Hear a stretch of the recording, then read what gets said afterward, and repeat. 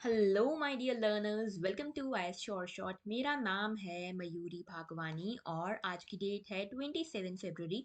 27 फरवरी के the Hindu newspaper में जितनी भी इम्पोर्टेंट आर्टिकल्स आज आए हैं, साथ में जितनी भी इम्पोर्टेंट करंट अफेयर्स की न्यूज़ इम्पॉर्टेंट हैं हमारे लिए, जो भी हाईलाइट में है, उन सभी को एनालाइज करेंगे आज के इस द हिंदू न्यूज़पेपर एनालिसिस में। और आज का बड़ा मुद्दा होने वाला है the debate on menstrual leave. Menstrual leave के ऊपर जो डिबेट चल रही है उसके बारे में बात करेंगे। मेंस्ट्रुअल लीव को क्या पेड मेंस्ट्रुअल लीव यहाँ पे विमेन को मिलनी चाहिए या नहीं मिलनी चाहिए, सुप्रीम कोर्ट ने इसके बारे में क्या कहा है, गवर्नमेंट का क्या कहना है इसके बारे में, और सोसाइटी क्या सोचती है, इन सभी मुद्दों पे बात करेंगे। इसी के साथ कई सारे और भी मुद्दे हैं, जैसे हीट वेव्स की पूरी एनाटॉमी समझेंगे ज्योग्राफी के पर्सपेक्टिव से, which would be very important for prelims. इसके अलावा हम बात करने वाले हैं बंजारा कम्युनिटी की, और बंजारा कम्युनिटी को लेकर एक नेशन वाइड फेस्टिवल मनाया जा रहा है, क्या है वो, इसके बारे में बताएंगे। इसके साथ में हम बात करेंगे नेशनल स्टॉक एक्सचेंज की, और नेशनल स्टॉक एक्सचेंज ने अडानी ग्रुप के जो स्टॉक्स को लिस्ट किया है उसके कारण मार्केट में जो बवाल मचा हुआ है उसकी बात करेंगे। और साथ ही बात करेंगे ई संजीवनी की। ये ई संजीवनी क्या है और मोदी जी ने इसके बारे में क्या कहा अपनी मन की बात में, इसके बारे में भी बात करेंगे। All of these news are very very important from your exam perspective. तो स्टार्ट करते हैं बिना टाइम गवाए। और एक और चीज, हमने आपसे वादा किया था कि सुबह जल्दी लेकर आएंगे the Hindu newspaper analysis. Late हो जा रहा था कुछ दिनों से, लेकिन अब हमारा वादा है आपसे कि आज हम इसको लेकर आए हैं 11 बजे के आसपास।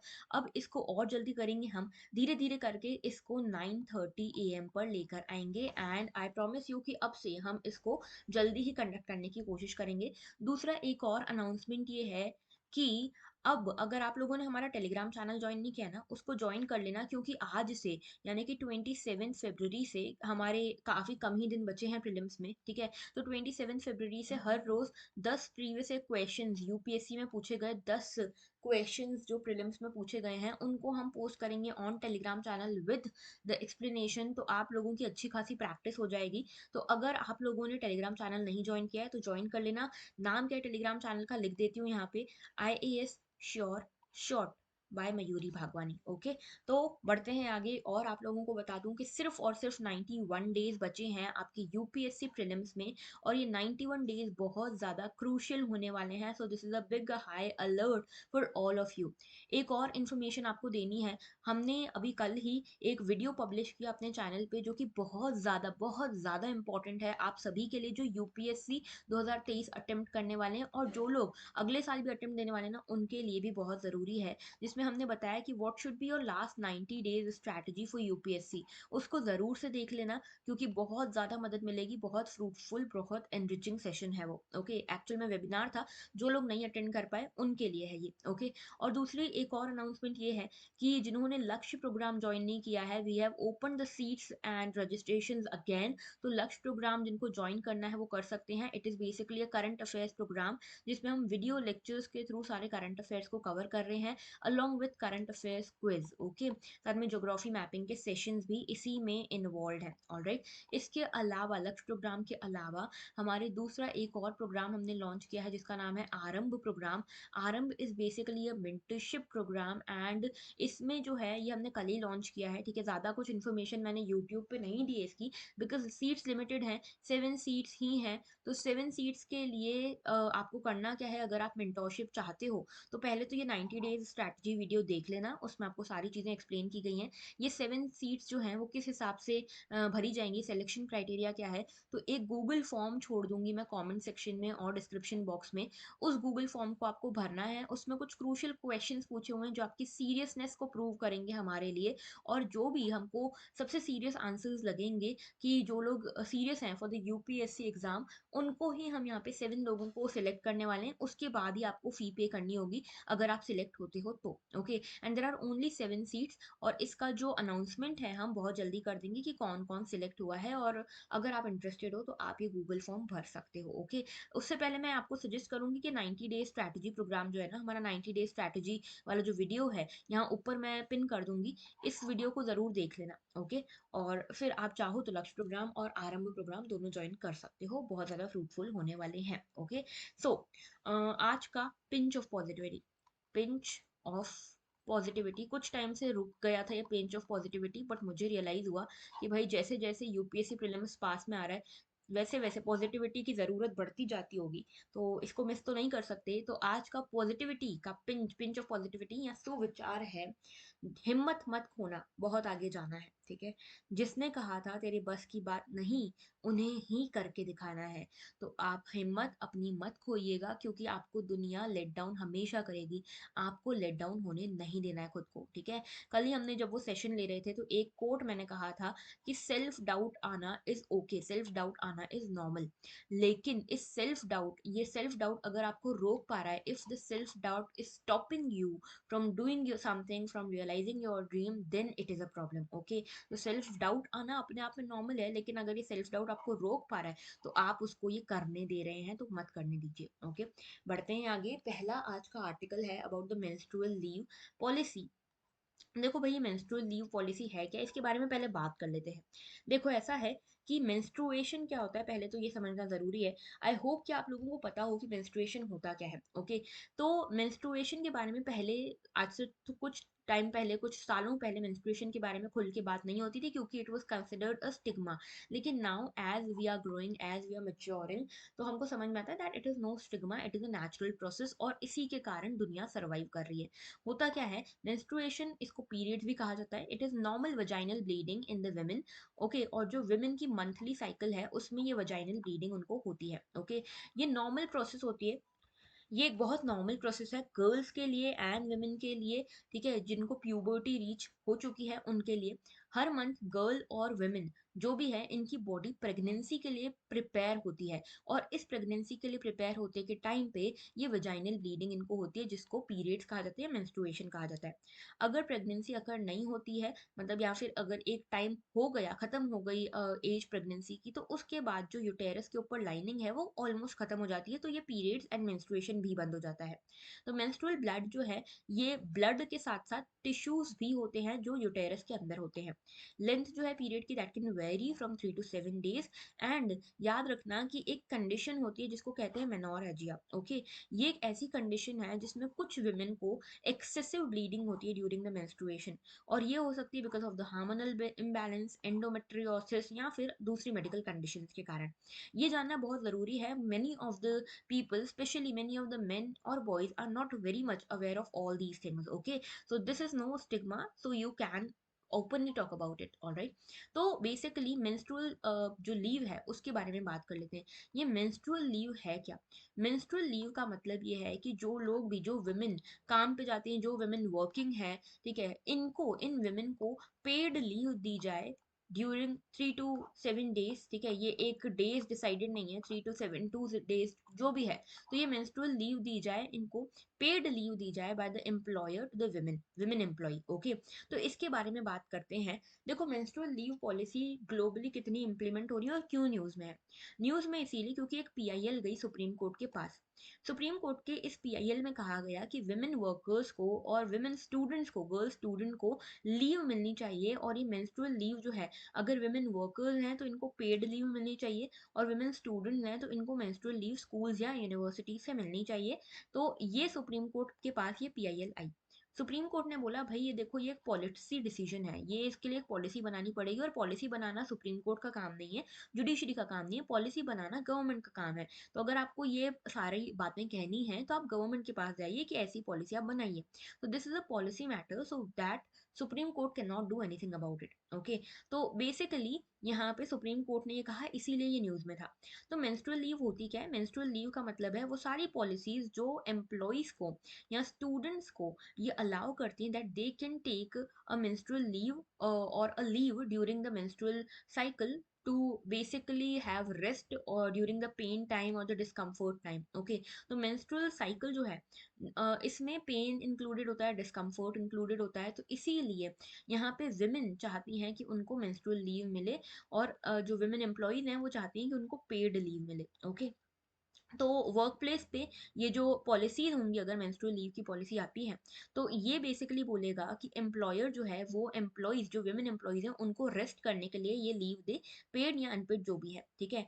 और more than half of those who menstruate experience pen for a couple of days, ठीक है। ज़्यादा से ज़्यादा 50% प्लस वुमेन ऐसी होती हैं जो मेंस्ट्रुएटिंग साइकिल से गुजर रही हैं, जिनको एक्सेसिव पेन फेस करना पड़ता है, and during these times to work और to study is difficult. Okay.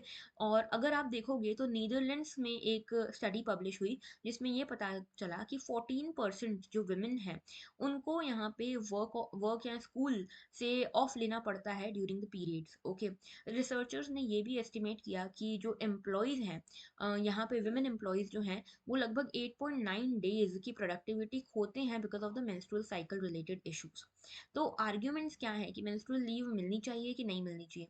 जो लोग बोलते हैं कि नहीं मिलनी चाहिए उनका कहना ये है कि भाई अगर आप यहाँ पे मेंस्ट्रुएशन लीव देने लग जाओगे तो पहली चीज़ जो आप कहते हो ना कि विमेन का जो रेशो है लेबर फोर्स पार्टिसिपेशन में वो कम है, तो labour force participation rate women का ऑलरेडी कम है। अगर जो एम्प्लॉयर है उसे वुमेन को मेंस्ट्रुएशन लीव भी देनी पड़े और वो भी पेड, तो वो तो जो भी एम्प्लॉयर है वो वुमेन को एम्प्लॉय ही नहीं करेगा, हायर ही नहीं करेगा। तो वुमेन का जो लेबर फोर्स पार्टिसिपेशन रेट है ये और ज़्यादा ड्रॉप हो जाएगा, जो कि वुमेन के लिए ही नुकसानदायक है। इसमें मेन का कुछ नहीं जा रहा है, वुमेन के लिए ही ये नुकसानदायक है। तो आप अच्छा करने की जगह ज़्यादा बुरा कर दोगे उनके साथ। दूसरी चीज़ ये कि जो वुमेन है, विमेन को ही मेंस्ट्रुएशन होता है, मेन को नहीं होता है, तो मेन के अगेंस्ट हो जाएगा, मेन के अगेंस्ट एक बायस हो जाएगा, ये भी लोग कह रहे हैं। और लोग कह रहे हैं कि ऐसा भी कोई ज़रूरी नहीं है, ठीक है। अच्छा, इसके अलावा इफ़ यू कंपेल देम, तो यहाँ पे ये पॉलिसी डायमेंशन ऐसा हो जाएगा कि यहाँ पे विमेन के अगेंस्ट काम करेगा, विमेन के अगेंस्ट डिसइंसेंटिव बन जाएगा ये, क्योंकि उनको कोई हायर ही नहीं करेगा फिर।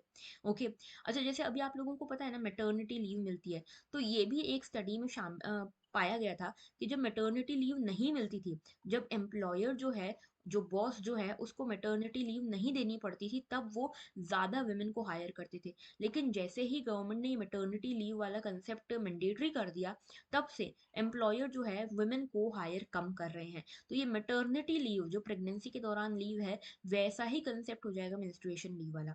लेकिन ग्लोबली क्या प्रैक्टिसेस चल रही हैं, तो देखो ग्लोबली ऐसा है, स्पेन अभी अभी स्पेन जो है वो पहली यूरोपियन कंट्री बना है जिसने मेंस्ट्रुअल लीव देना शुरू किया है, ठीक है, जो 5 दिन तक की मेंस्ट्रुअल लीव होती है। जापान में तो 1947 से ये चला आ रहा है मेंस्ट्रुअल लीव का। इंडोनेशिया में भी ये इसके रिगार्डिंग एक पॉलिसी है कि अगर कोई विमेन जो है मेंस्ट्रुएशन साइकिल के दौरान है, पीरियड्स हो रहे हैं, तो ऐसे टाइम पे they can take a day off या जो भी लीव है वो ले सकती हैं। फिलीपींस में भी ये पॉलिसी है। जाम्बिया सोचो, अफ्रीका की एक कंट्री है जो कि ये बोलती है कि 1 दिन की लीव 1 महीने में दी जा सकती है to the women to basically handle the things, handle the discomfort of this menstruation। Okay. और यहाँ पे कोई भी रीजन आपको देने की जरूरत नहीं है, कोई मेडिकल सर्टिफिकेट देने की जरूरत नहीं है। इसको जो कहा जा रहा है मदर्स डे। ओके। और ये क्या अटेम्प्ट दुनिया में भी किए जा रहे हैं, तो हाँ जी, बिहार और केरला दो ऐसे स्टेट्स हैं जहाँ पे ये मेंस्ट्रुअल लीव वाला कंसेप्ट ऑलरेडी आ चुका है। हाँ, ये ज़रूर है कि यहाँ पे अलग अलग स्टेट्स लाने की कोशिश भी कर रहे हैं। अभी एक प्राइवेट मेंबर बिल भी आने वाली है इसी को लेकर, ठीक है। अब देखते हैं पास होती है कि नहीं होती है, लेकिन चांसेस कम ही हैं। ओके। इसकी बात करें कि क्या इसके फॉर एंड अगेंस्ट आर्ग्यूमेंट्स हैं फॉर द मेंस्ट्रुअल लीव, तो बिजनेसेस जो हैं, जो बिजनेसमैन हैं, वो क्या कहेंगे मेंस्ट्रुअल लीव के बारे में। देखो, बिजनेसेस के लिए ऐसा है कि प्रॉफिटेबल है। क्यों प्रॉफिटेबल है? क्योंकि ऐसा नहीं है कि आप कितना टाइम ऑफिस में बैठे हो उससे आपकी प्रोडक्टिविटी डिसाइड हो रही है। बेसिकली अगर कोई वुमेन बहुत ज़्यादा पेन में है तो वैसे भी वो कोई काम नहीं कर पाएगी ऑफिस में बैठे बैठे। इससे अच्छा उसको लीव दी जाए, रेस्ट करके आए, कंफर्ट प्रॉपर उसको मिले। उसके जब बाद जब वो वापस आएगी तो प्रोडक्टिविटी के साथ काम करेगी, हायर प्रोडक्टिविटी होगी। दूसरा, आप टैलेंट रिटेंशन कर पाओगे, अच्छे से टैलेंट को केटर कर पाओगे अगर आप वुमेन को ये फैसिलिटी देते हो तो। लेकिन अगेंस्ट में भी है, क्योंकि यहाँ पे जो बिजनेसमैन हैं, जो एम्प्लॉयर्स हैं, उनका एक्स्ट्रा खर्चा हो जाएगा वुमेन को पेड लीव देने में। दूसरी चीज़ ये भी कह रहे हैं कि भाई इसके चक्कर में जो मेन है उनके अगेंस्ट डिस्क्रिमिनेशन हो रहा है, क्योंकि मेन को तो ऐसा कोई डे ऑफ नहीं मिल रहा जो वुमेन को मिल रहा है। गवर्नमेंट क्या कहती है? गवर्नमेंट एक साइड पे कहती है कि मेंस्ट्रुएशन बेनिफिट बिल लेकर आएंगी, ठीक है। और यहाँ पे गवर्नमेंट रिकॉग्नाइज्ड कॉलेजेस में, स्कूल्स में क्लास 8th के बाद मेंस्ट्रुएशन लीव यहाँ पे अनाउंस की जाएगी। इसके अलावा गवर्नमेंट कुछ अगेंस्ट में भी कहती है, जैसे ये कहते हैं कि भाई हमने बहुत मुश्किल से ये जो स्टिग्मा था ना मेंस्ट्रुएशन के अगेंस्ट, इसको खत्म किया है कि मेंस्ट्रुएशन कोई स्टिग्मा नहीं है, सिकनेस नहीं है। ऐसे में अगर आप ये मेंस्ट्रुएशन लीव की बात करोगे तो फिर से ये एक स्टिग्मा बन जाएगा, ऑर्थोडॉक्स थिंकिंग हो जाएगी। सोसाइटी क्या कहती है? सोसाइटी कहती है कि भाई बायोलॉजिकल रीजन है मेंस्ट्रुएशन के पीछे, तो इसमें कुछ भी स्टिग्मा जैसा कुछ नहीं है, और ये एक लीगल और सोशल राइट होना चाहिए किसी भी वुमेन का। इसमें कोई भी मेन के अगेंस्ट डिस्क्रिमिनेशन नहीं हो रहा, क्योंकि भाई इसमें मेंस्ट्रुएशन में वुमेन को इंजॉय थोड़ी कर रही है। तो ऐसा थोड़ी कि मेन को नहीं मिल रही है वो छुट्टियां जो वुमेन को मिल रही है, वुमेन जाके वहां पे पार्टी थोड़ी कर रही है, women are just resting. Okay, और ये जो है डीस्टिग्मेटाइज करेगा इस आइडिया को कि भाई सब लोग खुल के मेंस्ट्रुएशन के बारे में बात कर पाएंगे। लेकिन सोसाइटी का ही एक नेगेटिव पार्ट ये भी कहता है कि इसके चक्कर में जो विमेन और मेन के बीच में जो वेज पैरिटी है, वेजेस जो अलग अलग हैं, विमेन को कम वेजेस मिलते हैं, मेन को ज़्यादा वेजेस मिलते हैं, ये गैप और बढ़ सकती है, क्योंकि जो एम्प्लॉयर है वो सोचेगा कि विमेन अगर एम्प्लॉय करूंगा तो उसको तो मुझे पेड लीव भी देनी है, तो इसलिए इनके वेजेस, विमेन के वेजेस और कम रखे जाएंगे। इसके अलावा प्राइवेसी भी हिंडर हो सकती है विमेन की, because the whole office would know, the whole workplace would know that when the woman is experiencing her menstruation cycle. Okay, तो इसके चक्कर में सेक्सिस्ट कमेंट्स भी हो सकते हैं। बट देखो कुछ भी कहो, यहाँ पे फॉर वाला जो पलड़ा है ना वो काफी भारी है देन द अगेंस्ट वाला पलड़ा। ओके, अब देखते हैं कि होता क्या है, पॉलिसी डिसीजंस क्या होते हैं। बढ़ते हैं आगे। नेक्स्ट इशू जो है ये है अबाउट द बंजारा कम्युनिटी। हमारी सरकार जो है पहली बार बंजारा कम्युनिटी से रिलेटेड एक फेस्टिवल सेलिब्रेट करने वाली है, और ये फेस्टिवल होने वाला है संत सेवालाल महाराज जयंती। ये जो है कल्चर से रिलेटेड पूरा आर्टिकल है। बेसिकली पहली बार यूनियन गवर्नमेंट ने कहा है कि इस संडे को ईयर लॉन्ग सेलिब्रेशन शुरू हो रहे हैं आज़ादी का अमृत महोत्सव के, और इसी में 284th बर्थ एनिवर्सरी जो है संत सेवालाल महाराज जी की, ये शुरू होने वाली है। तो इसमें स्पिरिचुअल एंड बेसिकली संत सेवालाल महाराज जी हैं कौन? संत सेवालाल महाराज, अभी दिखाती हूँ इनके बारे में पूरा सब कुछ। संत सेवालाल महाराज जो हैं ये एक सोशल रिफॉर्मर माने जाते हैं बंजारा कम्युनिटी से। बंजारा कम्युनिटी बेसिकली एक ट्राइबल कम्युनिटी है, जो कि शुरुआत में नोमैडिक कम्युनिटी हुआ करती थी, जो कि एक जगह से दूसरी जगह तक घूमती रहती थी, कोई एक ठिकाना नहीं होता था। लेकिन अभी चीजें बदल चुकी हैं, ठीक है। अच्छा, इसके अलावा ये जो बंजारा कम्युनिटी है ये शेड्यूल ट्राइब है 5 स्टेट में, और कई जगह पे शेड्यूल कास्ट भी है। ओके, और इनके रिलीजियस लीडर की जयंती यहाँ सेलिब्रेट की जा रही है। लेकिन कुछ लोग ये भी आरोप लगा रहे हैं कि इसके through union government in tribes को हिंदुआइजेशन की तरफ ले जा रही है, कि किस तरह से इनको हिंदू मेन स्ट्रीम सोसाइटी में इन्वॉल्व किया जा सके। अब ये पॉलिटिकल हो जाता है, ठीक है, इसके बारे में हमको ज्यादा नहीं जानना है, मैंने इसलिए बताया क्योंकि ऐसा ऐसा चीजें चल रही है। ओके, तो मेंस के लिए थोड़ा सा इंपॉर्टेंट हो जाता है। नाउ संत सेवालाल महाराज, ये देख रहे हो आप इमेज इनकी। संत सेवालाल महाराज जो है इनका जन्म होता है 15 फरवरी 1739 को शिवमोगा डिस्ट्रिक्ट कर्नाटका में। ये एक सोशल रिफॉर्मर हैं और स्पिरिचुअल टीचर हैं बंजारा कम्युनिटी के। बंजारा कम्युनिटी इनको इतना पूछती है कि इनकी बंजारा फैमिली जितनी भी है ना, हर फैमिली के लिए भगवान है। ओके, आज के टाइम पे अगर देखा जाए तो हमारी कंट्री में 10 से 12 करोड़ बंजारा कम्युनिटी मेंबर्स हैं। ओके, और अगर संत सेवालाल महाराज की बात करें तो इनको सोशल रिफॉर्मर माना जाता है, क्योंकि ये पूरी कंट्री में इन्होंने ट्रैवल किया अपने एक ट्रूप के साथ। इनका एक ग्रुप था जिसका नाम था Ladenia group. Okay, I am sorry if I am pronouncing it wrong, okay please pardon me. Ladenia group इनका पूरा ग्रुप था, जो कि जिसके थ्रू ये जिनके साथ मिलके फॉरेस्ट ड्वेलर्स के पास पहुंचते थे, नोमैडिक ट्राइब्स के पास पहुंचते थे और उनको अपलिफ्ट करने का काम करते थे। तो इनके पास एक्स्ट्रा ऑर्डिनरी नॉलेज था रिगार्डिंग आयुर्वेदा एंड नेचुरोपैथी, और इसी नॉलेज के थ्रू इन्होंने जो बंजारा कम्युनिटी है उनके सुपरस्टिशंस को दूर किया, उनके मिथ को दूर किया, और उनसे रिलेटेड जो मिथ हैं उनको भी दूर किया, और रिफॉर्म्स लेकर आए इनकी लाइफस्टाइल में। आज के समय पे ऐसा हो गया कि बंजारा कम्युनिटी अब अलग अलग नामों से जानी जाती है, लेकिन इन्होंने अपनी नोमैडिक लाइफस्टाइल छोड़ दी है। अब ये प्रॉपरली सेटल हो गए हैं, और इनकी सेटलमेंट्स को तांडास कहा जाता है, ठीक है। जो समाधि स्थल है संत सेवालाल जी का, इनका समाधि स्थल जो है महाराष्ट्र में है, पोहरा देवी पे। ओके, और इस समाधि स्थल को बंजारा काशी कहा जाता है, क्योंकि बंजारा समाज, बंजारा कम्युनिटी की काशी जैसा ये स्थल है, ये समाज जो समाधि स्थल है। ओके, याद रखना इनके बारे में, प्रीलिम्स के लिए बहुत जरूरी है। देन बढ़ते हैं नेक्स्ट इश्यू की तरफ। E Sanjeevani is a great boon, shows the power of digital India, says Modi. तो हमारे मोदी जी, हमारे प्राइम मिनिस्टर, जो मन की बात एक उनका शो आता है, ठीक है, जिसमें वो सिटीजन से बात करते हैं डायरेक्टली, गुड गवर्नेंस की प्रैक्टिसेस में इन्वॉल्व होते हैं, पब्लिक पब्लिक पार्टिसिपेशन को बढ़ाते हैं, उसके थ्रू मन की बात के थ्रू इन्होंने ई संजीवनी के बारे में बात करी। तो ये ई संजीवनी के बारे में इन्होंने 98th एपिसोड जो था मन की बात का, उसमें कहा कि ई संजीवनी एप्लीकेशन जो है इसने ये इंश्योर किया है कि देश के कोने-कोने तक, फार फ्लंग एरियाज़ तक मेडिकल सर्विसेज़ पहुँचे। इसके बारे में बात करते हुए इन्होंने बताया कि भई देखो ये क्या है? ये बेसिकली पावर है इंडिया के डिजिटल रिवॉल्यूशन की, जिसके कारण आज हम अपने मेडिकल सर्विसेज़ को भी टेक्नोलॉजी के थ्रू, टेलीमेडिसिन के थ्रू ऐसी जगह पे पहुँचा पा रहे हैं जहाँ कोई नॉर्मल डॉक्टर तो नहीं जा पा रहा, ठीक है? और इससे डॉक्टर पेशेंट का जो बॉन्ड है वो भी स्ट्रॉन्ग हुआ है। टेली कंसल्टेंट्स की सेवा मिल रही है 10 करोड़ से ज़्यादा भारतीयों को, ओके? तो ई संजीवनी क्या है? देखो ई संजीवनी एक इंटीग्रेटेड टेलीमेडिसिन सॉल्यूशन है।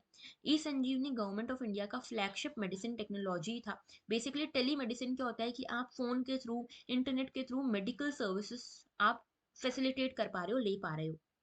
तो ये बेसिकली शुरू किया गया था कोविड के टाइम पे, क्योंकि कोविड के टाइम पे कई सारे एरियाज ऐसे थे जहाँ पे डॉक्टर्स की पहुंच नहीं थी। तो ऐसे टाइम पे लोगों तक कैसे, पीपल तक कैसे ये मेडिकल सर्विसेज पहुंचाई जाए, इसीलिए ये ई संजीवनी चालू किया गया था। ओके, और इसका एम था कि स्पेशलाइज्ड हेल्थ सर्विसेज देना, जो लोग हैं उनको, जो रिमोट एरियाज में रहते हैं, ऑडियो और वीडियो कॉल्स के थ्रू। ओके, तो मेडिकल स्पेशलिस्ट जहाँ पे नहीं पहुंच पा रहे हैं उनको ऑडियो और वीडियो कॉल के थ्रू मेडिकल सेवाएं दे पाना।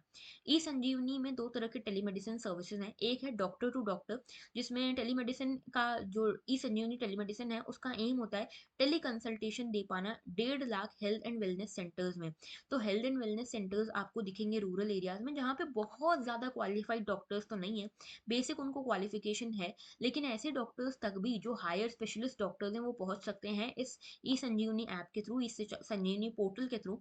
और साथ में एक है ओपीडी, इसमें सर्जरीज वगैरह का भी प्रोविजन है फॉर मल्टीपल पीपल। ओके, तो ये डॉक्टर टू पेशेंट वाला प्रोविजन होगा इसमें, ऑलराइट। इसके अलावा ये भी पता होना चाहिए कि 23 स्टेट्स इसको अभी तक इम्प्लीमेंट कर चुके हैं, और इसी ई संजीवनी की वाहवाही हो रही है, तारीफें हो रही है पूरे दुनिया भर में। ओके, बढ़ते हैं आगे। नेक्स्ट हमारा इशू है 59 dead, dozens missing as migrant boat breaks apart from the off the Italy coast.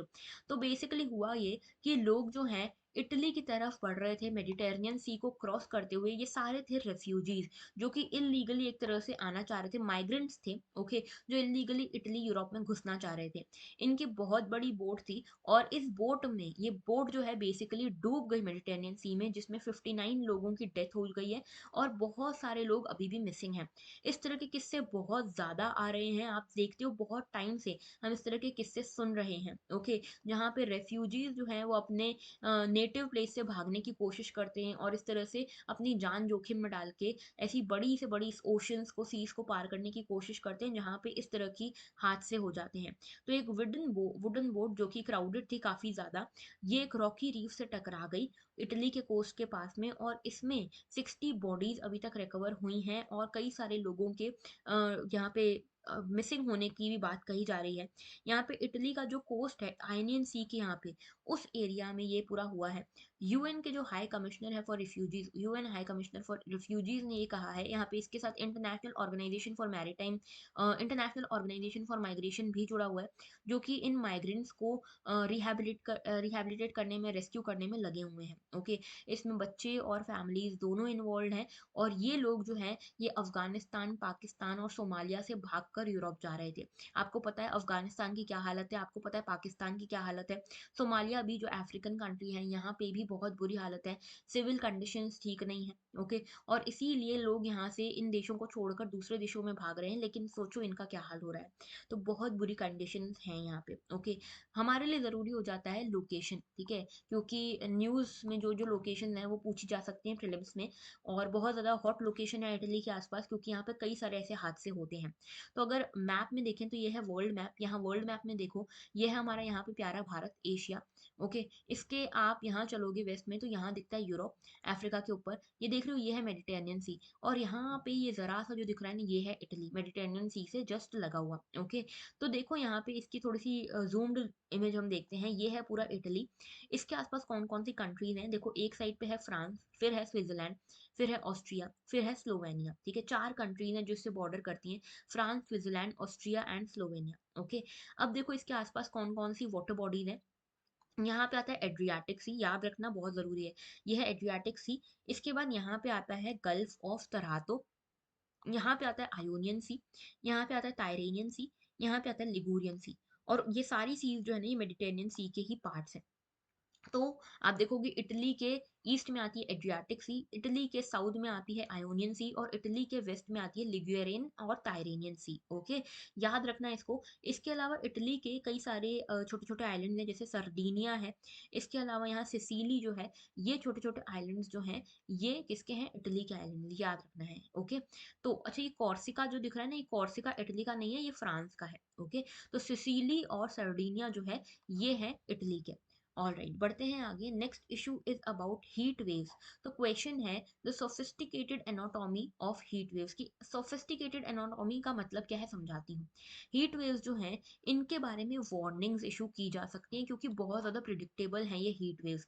इसीलिए कहा जा रहा है कि इनकी जो एनाटॉमी है, इनका जो प्रोसीजर है कॉज करने का, अकर करने का, वो बहुत ज़्यादा सोफिस्टिकेटेड है, जिसको प्रिडिक्ट किया जा सकता है, प्रिडिक्टेबल है।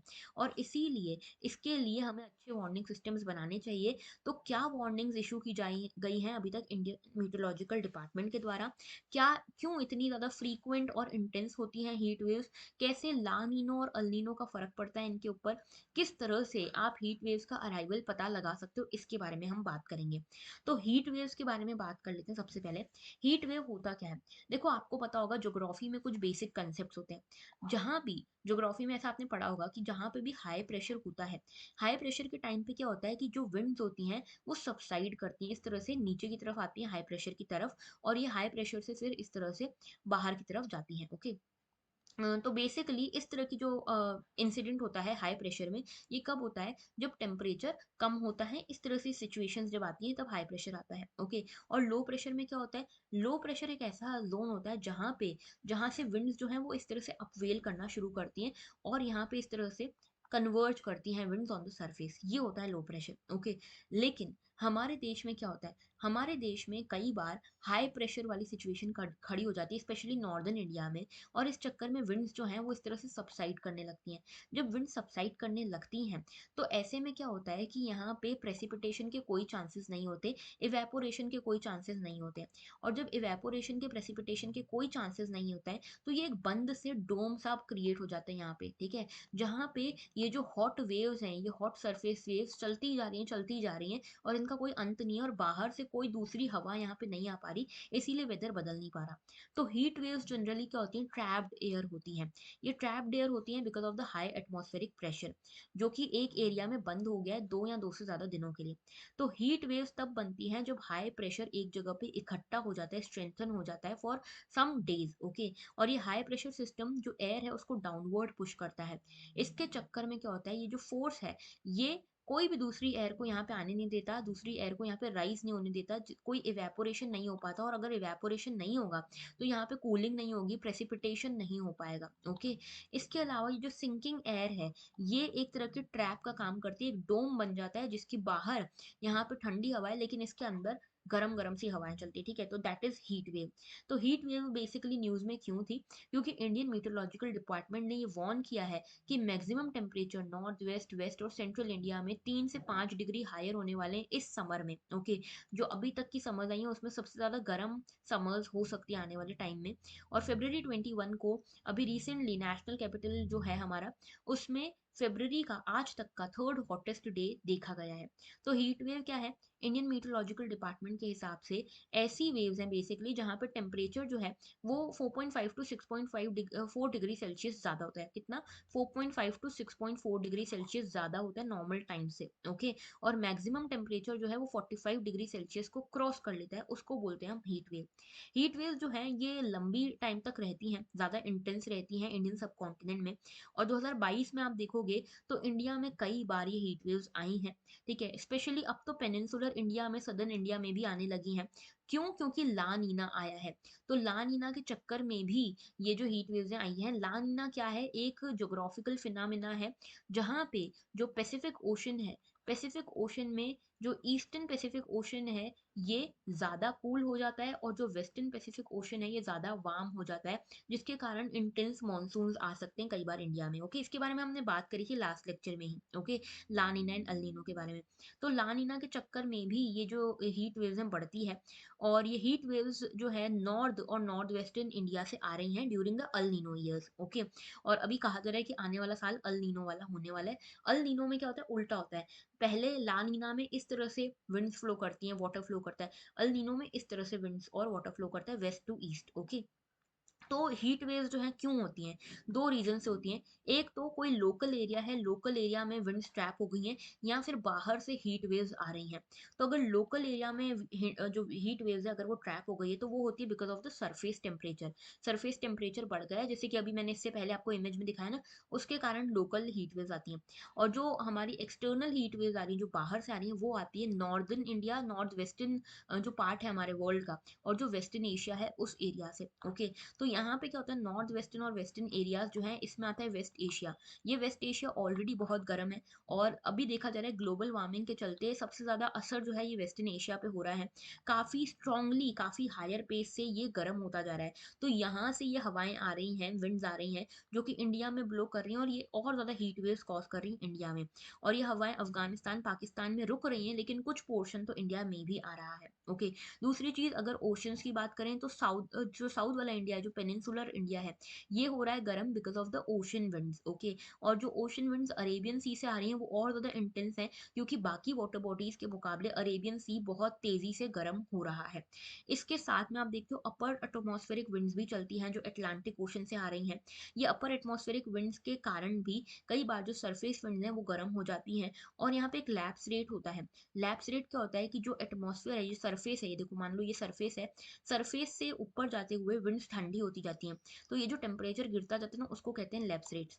लेकिन ये लैप्स रेट कम होता जा रहा है during the global warming and climate change, जिसके कारण जो अपर विंड्स हैं वो भी गर्म होती जा रही हैं। ओके, और ये सब चीजें जो है ना ये सारी पहले से प्रिडिक्टेबल हैं। ओके, ये जो हीट वेव्स हैं ये एयर मास से भी कनेक्टेड है, क्योंकि जो एयर मास है, अगर देखो एयर मास बहुत दूर से आ रहा है और बहुत लंबा सफर तय करके आ रहा है तो वो और इंटेंस हो जाता है, तो हीट वेव भी ऐसी इंटेंस हो जाती है।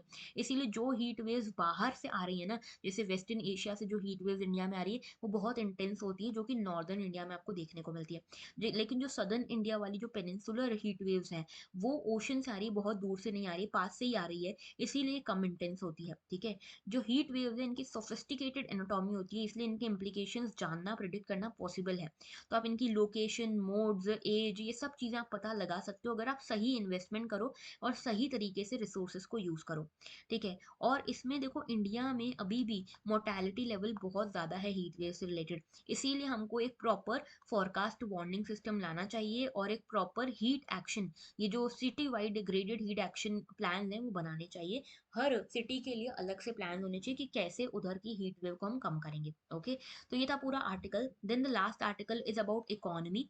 ये जो इकोनॉमी का आर्टिकल है ये कहता है कि अडानी फर्म्स के स्टॉक्स को ऐड किया गया है नेशनल स्टॉक एक्सचेंज में, इसके इंडाइसेस में, जिसके कारण इकोनॉमी में एक डर का माहौल है, एक वरी का माहौल है। तो हुआ क्या है, फाइनेंशियल एक्सपर्ट्स कह रहे हैं कि नेशनल स्टॉक एक्सचेंज बोर्ड ने यहाँ पे 14 निफ्टी इंडाइसेस में अडानी ग्रुप्स के 5 स्टॉक्स को लिस्ट किया है, जिसके कारण पूरे देश भर में थोड़ा सा अफरा तफरी का माहौल है, इकोनॉमी में अफरा तफरी का माहौल है, इन्वेस्टर्स थोड़ा सा डर रहे हैं, क्योंकि अभी तो ये जो इन्वेस्टर्स हैं ये बेसिकली डर रहे हैं कि इन्वेस्ट करें इंडिया में कि नहीं इन्वेस्ट करें। क्यों? क्योंकि इंडिया में जो अडानी फर्म्स हैं इनके रिगार्डिंग अभी अभी रिसेंटली एक हिंडनबर्ग रिपोर्ट आई थी, और इस हिंडनबर्ग रिपोर्ट में बेसिकली कुछ चीजें क्लेम की गई जो कि अडानी ग्रुप के अगेंस्ट थी। ठीक है, कि मैनिपुलेट करते हैं स्टॉक्स को और इस तरह की बातें थी।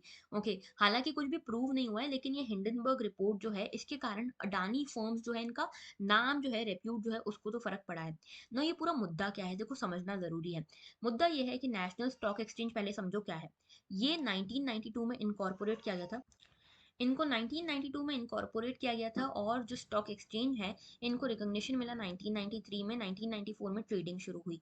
तो पहला स्टॉक एक्सचेंज जो था, ये ऐसा पहला स्टॉक एक्सचेंज बना जो इलेक्ट्रॉनिकली ट्रेडिंग थी। 1995 के आसपास यहाँ पे एक निफ्टी 50 करके एक इंडेक्स आता है। इस इंडेक्स में लगभग 50 स्टॉक्स की लिस्टिंग होती है और इन 50 स्टॉक्स का एक गुच्छा बना के यहाँ पे इसमें ट्रेडिंग की जा सकती है यूजिंग डीमैट सिक्योरिटीज। ओके, तो बेसिकली इंडेक्स क्या होता है? अभी इंडेक्स की बात हो रही है ना कि नेशनल सिक्योरिटी जो बेसिकली नेशनल स्टॉक एक्सचेंज है, इस नेशनल स्टॉक एक्सचेंज ने जो इंडाइसेस लाए हैं उसमें कुछ अडानी ग्रुप के इंडाइसेस हैं। तो बेसिकली इंडेक्स होता क्या है? स्टॉक इंडेक्स मतलब एक ऐसा मेट्रिक जिसके थ्रू आप स्टॉक मार्केट का क्या माहौल है उसका पता लगा सकते हो, क्या प्राइसिंग चेंजेस हो रहे हैं, क्या परफॉर्मेंस है मार्केट की, वो पता लगा सकते हो। तो जब आप एक इंडेक्स क्रिएट करते हो तो कुछ स्टॉक्स को आप लिस्ट करते हो, एक गुच्छा बनाते हो स्टॉक्स का, और उसको एक इंडेक्स में रखते हो जिसके थ्रू आप जो भी स्टॉक्स आप इसमें डाल रहे हो ना उनके लगभग सेम फीचर्स होते हैं। तो इसके कारण आप मार्केट कैपिटलाइजेशन, बिजनेस साइज, ये सब पता लगा पाते हो। ओके, इससे आप ये पता लगा पाते हो कि मार्केट में चल क्या रहा है। कोई भी चेंज होता है अगर किसी भी स्टॉक में तो वो पूरे इंडेक्स को अफेक्ट करता है, जिसके थ्रू आप ये पता लगा पाते हो कि जो बेसिकली इंडेक्स है ये मार्केट फ्लक्चुएशंस को दिखा रहा है। तो मार्केट फ्लक्चुएशंस का पता लगा पाते हो, ये लगा पाते हो पता कि भाई इन्वेस्टर्स क्या सोच रहे हैं, इन्वेस्टर सेंटिमेंट क्या है, प्राइस चेंजेस कैसे हो रहे हैं, और इसके थ्रू पोर्टफोलियो होल्डिंग्स जो है वो इन्वेस्टर चेंज कर पाते हैं। तो बेसिकली एक बेंचमार्क इंडेक्स जो है उसके तौर पे इसको यूज किया जाता है कि पता लगाने के लिए कि कोई भी मार्केट कैसा परफॉर्म कर रहा है। दूसरी चीज यहाँ पे ईटीएफ की बात हुई, एक्सचेंज ट्रेडेड फंड की बात हुई। तो एक्सचेंज ट्रेडेड फंड क्या होता है? एक मिनट, एक्सचेंज ट्रेडेड फंड एक तरह से म्यूचुअल फंड जैसा होता है जिसमें एक गुच्छा बना दिया आपने अलग अलग स्टॉक्स का, और ये जो गुच्छा है इसमें सभी बेसिकली कोई स्टॉक ऊपर जाएगा कोई स्टॉक्स नीचे जाएगा, तो एवरेज बेसिकली आपको उसका बेनिफिट मिलता है जो भी ओवरऑल बेनिफिट है। लेकिन एक्सचेंज ट्रेडेड फंड जो है म्यूचुअल फंड से इस तरह से अलग है कि म्यूचुअल फंड में थोड़ी कम वॉलेटिलिटी रहती है, एक्सचेंज ट्रेडेड फंड में ज़्यादा होती है वॉलेटिलिटी। म्यूचुअल फंड्स को मैनेज करने के लिए ज़्यादा एक्सपेंसेस लगते हैं, इसीलिए ज़्यादा बेटर मैनेज होता है than the exchange traded fund. Okay, तो ये कुछ कुछ डिफरेंसेस हैं। तो this was the whole article. Okay, and आज के लिए इतना ही था। अगर आप हमसे कनेक्ट करना चाहते हो तो इन सभी मीडियम से कनेक्ट कर सकते हो। अगर आप लक्ष्य प्रोग्राम के बारे में और आरंभ मेंटरशिप प्रोग्राम के बारे में ज़्यादा जानना चाहते हो तो हमसे इन सभी मीडियम्स के थ्रू कनेक्ट कर सकते हो, इंस्टाग्राम के थ्रू, हमारी वेबसाइट के थ्रू, मेल के थ्रू, टेलीग्राम के थ्रू, और हमारा एक नंबर मैं छोड़ते हुए जा रही हूँ यहाँ पे हमारी टीम का, 7471170661। आप इनसे भी कनेक्ट करके इनके बारे में जान सकते हो, लक्ष्य प्रोग्राम एंड आरंभ प्रोग्राम के बारे में। टेलीग्राम चैनल अगर ज्वाइन नहीं किया तो ज्वाइन कर लो, क्योंकि आज से हम 10 प्रीवियस क्वेश्चंस को यहाँ पे पोस्ट करने वाले हैं हर रोज 4 PM पे। ओके, तो शाम को ब्रेक होता है सभी का, तब आप इसको अटेम्प्ट कर सकते हो। Alright, and that was all for today. Thank you for watching, and अगर आपको लेक्चर अच्छा लगा है लाइक जरूर करना, अगर चैनल अभी तक सब्सक्राइब नहीं किया तो जरूर से कर लेना, एंड अगर आपने अपने फ्रेंड्स के साथ अभी तक इस चैनल को शेयर नहीं किया है अभी के अभी कर लो, क्योंकि इसमें आपका कुछ नहीं जाएगा, उनका फायदा हो जाएगा और हमारी थोड़ी सी मेहनत जो है वो बच जाएगी दूसरों तक पहुंचने की। So that was all. Thank you for watching and have a very good day.